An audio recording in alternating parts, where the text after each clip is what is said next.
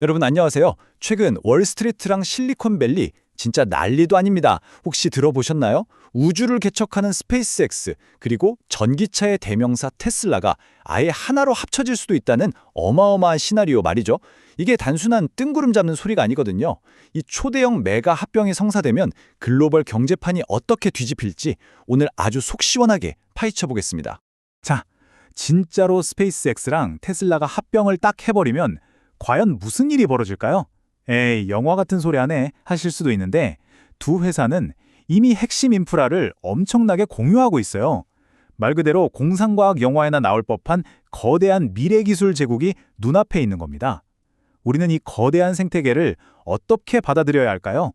그래서 오늘 다뤄볼 핵심 내용들입니다. 머스코노미의 탄생부터 기술 융합 시나리오, 21세기 록펠러의 등장, 미중 패권 경쟁이 미치는 영향, 그리고 마지막으로 투자자들이 꼭 알아야 할 리스크까지 핵심만 빠르게 짚고 넘어가 보죠. 파트 1. 머스크노미의 탄생입니다. 도대체 무엇이 일론 머스크의 이 거대한 기업들을 하나로 뭉치게 만들고 있는 걸까요? 바로 이 머스크노미 현상 때문입니다. 머스크의 경제 생태계라는 뜻인데요. 우주로 가는 스페이스X, 땅 위를 달리는 테슬라, 인공지능 만드는 xAI, 심지어 뇌랑 컴퓨터를 연결하는 뉴럴링크까지. 얼핏 보면 다 완전 다른 사업 같잖아요. 근데 이게 자원부터 기술 로드맵까지 하나의 거대한 몸통으로 서서히 합쳐지고 있어요. 장기적으로 경제에 미칠 파급력이 진짜 상상을 초월할 겁니다. 사실 이미 하나로 합쳐지고 있다는 징후들이 꽤 많습니다. 기술적인 면을 먼저 보면요. 이 회사들끼리 벌써 그 비싼 AI 반도체 인프라를 엄청나게 공유하고 있거든요. 상호 거래도 눈에 띄게 훅훅 늘고 있고요. 근데 이게 기업 지배 구조나 회계 쪽으로 넘어가면 얘기가 좀 복잡해집니다. 회계 처리는 갈수록 꼬이고 자칫하면 배임 리스크까지 터질 수 있거든요. 그러니까 결국 이런 골치 아픈 문제들을 한 방에 해결할 가장 깔끔하고 현실적인 카드가 뭐겠어요? 네, 바로 합병인 거죠. 파트 2. 기술 융합과 제국 시나리오입니다. 자, 그럼 이 기술들이 진짜 하나의 회사로 딱 합쳐지면 어떻게 될까요? 다들 아시다시피 머스크가 창업만 잘하는 게 아니라 기업 인수합병, 즉 M&A의 진짜 귀재잖아요. 전문가들이 꼽는 가장 유력한 시나리오는 이렇습니다. 일단 스페이스X를 주식시장에 상장시켜서 어마어마한 현금을 끌어모으는 거예요. 그리고 그 막대한 실탄으로 테슬라를 꿀꺽 인수해버리는 거죠. 그렇게 되면 인공지능, 우주개척, 모빌리티가 완벽하게 하나로 통합된 진짜 전무후무한 융합제국이 탄생하는 겁니다. 만약 이 그림대로 흘러가면 그 가치가 어느 정도일까요? 놀라지 마세요. 무려 5조 달러에서 최대 10조 달러까지 갈 수 있다고 봅니다. 우리나라 돈으로 환산하기도 힘든 액수죠. 지금 시장 1위인 빅테크 기업들도 그냥 가볍게 뛰어넘는 수준이에요. 로보택시가 돌아다니고 휴머노이드 로봇이 일하고 우주통신이 전 세계를 덮는 비즈니스 모델. 이건 정말 인류가 한 번도 경험해보지 못한 스케일의 경제적 파급력일 겁니다. 파트 3. 21세기 록펠러의 부상입니다. 이런 식의 초거대 제국 건설, 과연 역사상 처음 있는 일일까요? 역사를 뒤져보면 진짜 소름 돋게 비슷한 사례가 딱 하나 있습니다. 바로 1890년대 미국의 석유왕 존 D 록펠러죠. 그 당시에 스탠다드 오일 하나로 미국 석유 정제 시장의 90%를 다 먹어버렸잖아요. 자, 지금 머스크를 한번 보세요. 글로벌 우주 통신 인프라, 이 21세기의 석유 같은 시장에서 거의 90%에 가까운 점유율을 쥐고 흔들고 있습니다. 전략적인 구조가 록펠러 때랑 놀라울 정도로 판박입니다. 그 규모가 진짜 입이 떡 벌어집니다. 화면 차트 한번 보시죠. 현재 지구 주위를 도는 활성 저궤도 위성이 한 1만 2천 개 정도 되는데요. 그중에 스페이스X만 무려 1만 개입니다. 와, 1만 개요? 다른 경쟁사 다 합쳐봤자 2천 개 수준인데 말이죠. 심지어 앞으로 3만 개까지 늘리겠다고 하니까 그렇게 되면 점유율이 95%를 넘어버려요.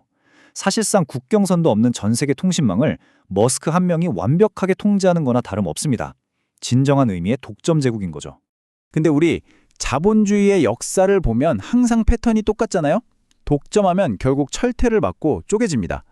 록펠러의 스탠다드 오일도 1911년에 강제로 해체됐고 1984년에는 미국의 그 거대한 통신사 AT&T도 산산조각이 났었죠. 너무 커지면 대중들이 불안해하고 결국 정치권에서 칼을 빼드는 게 늘 반복되던 역사란 말이죠. 그럼 여기서 질문, 지금 만들어지고 있는 이 머스코노미도 결국 같은 운명을 맞이하게 될까요? 파트 4. 미중 패권 경쟁과 규제의 딜레마입니다. 바로 여기서 과거 록펠러 시절과는 완전히 다른 지금만의 결정적인 차이가 나옵니다. 아니, 미국 정부는 왜 가만히 있을까요? 록펠러 때처럼 당장 독점이라며 때려잡지 않고 말이죠. 그 해답은 바로 피 튀기는 미국과 중국 간의 기술 냉전에 있습니다. 이 무시무시한 지정학적 상황이 오히려 머스크 제국을 지켜주는 아주 강력한 규제 방패 역할을 톡톡히 해주고 있는 겁니다. 화면에 있는 인용구 한번 보시죠. 국가는 그를 규제하기보다 활용하기로 합의했다. 그는 미국의 국가적 챔피언이다. 네, 바로 이겁니다. 지금 AI랑 우주 산업이 완전 새로운 글로벌 전쟁터잖아요. 여기서 미국이 중국을 확실하게 누르려면 일론 머스크라는 이 거인이 절대적으로 필요해요. 그래서 과거의 독점 기업들처럼 해체해버리는 대신 오히려 미국을 위해 싸워줄 최전방의 챔피언으로 대우하면서 규제의 칼날을 비켜가게 해주는 거죠. 마지막 파트 5, 투자자 체크리스트와 리스크입니다. 이 어마어마한 성장 시나리오 속에서 우리 같은 투자자들은 대체 뭘 조심해야 할까요? 당연히 성장성만 볼 수는 없죠. 기회랑 리스크를 둘 다 아주 냉정하게 따져봐야 합니다. AI랑 우주가 결합하는 시너지나 엄청난 독점력, 이건 확실히 폭발적인 성장 동력입니다. 하지만 미국 밖으로 눈을 돌리면 상황이 꽤 복잡해요.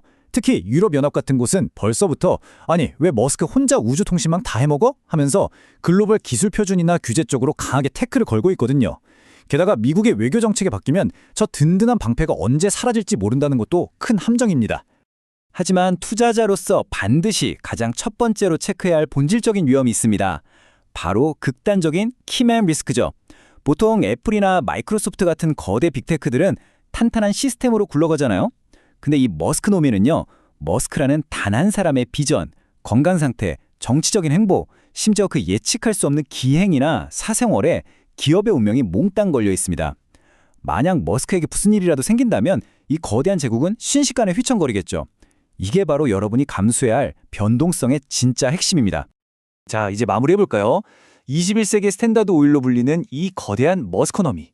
과연 과거 록펠러의 제국처럼 결국엔 대중의 분노 속에 산산조각 나는 역사를 반복하게 될까요? 아니면 미중 패권 경쟁이라는 거대한 방패 뒤에서 아무도 건드릴 수 없는 인류 역사상 가장 거대한 융합제국으로 끝까지 군림하게 될까요? 이미 시작된 이 거대한 생태계의 통합, 앞으로 어떤 방향으로 흘러갈지 이 역사적인 평행 이론을 꼭 염두에 두고 지켜보시기 바랍니다. 오늘 준비한 내용은 여기까지고요. 여러분도 이 엄청난 변화의 파도 속에서 날카로운 투자 인사이트 꼭 하나씩 건져가셨길 바랍니다. 감사합니다.